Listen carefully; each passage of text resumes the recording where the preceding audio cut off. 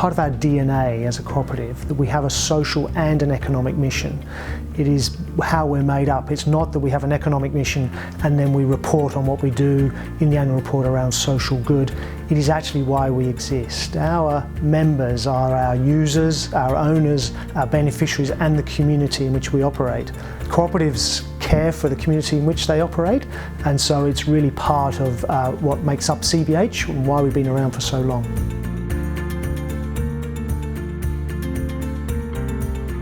So globalisation's affected agriculture from the point of view of supply and demand. We are now seeing the food in our supermarkets coming from all around the world and available every single day, week and month of the year.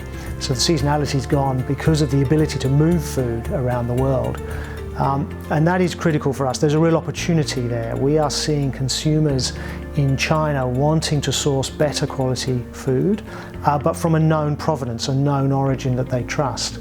So globalisation is allowing, as long as we have free and open borders and low tariffs, is allowing those goods to move to where that demand is. And I think there's a lot more that Australia can do to be competitive in that area because we have the benefit of proximity to some of those markets. So for us, we're dealing with a physical product and a supply chain. And some may say that it's difficult to transform, but as we're trying to drive down the cost of that supply chain and speed it up, so speed of market, reliability to market, we are looking at how we transform the way we think about the supply chain.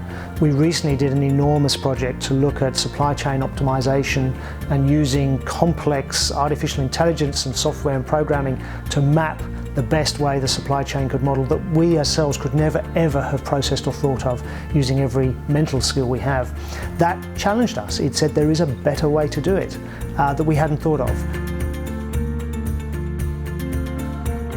It's not only getting good talent, it's also retaining it, as well as, like many I'm sure will have answered, that diversity is on the tip of our tongue for every organisation. We are not good at that. We've got clear targets now that we're aiming to improve, because I know that teams perform better when women form a material proportion of that team. And indeed, we're not delivering as good an economic outcome for our members until we solve that. So if nothing else, that will improve the talent and calibre of our teams in its own right, as well as doing it because it's the right thing to do.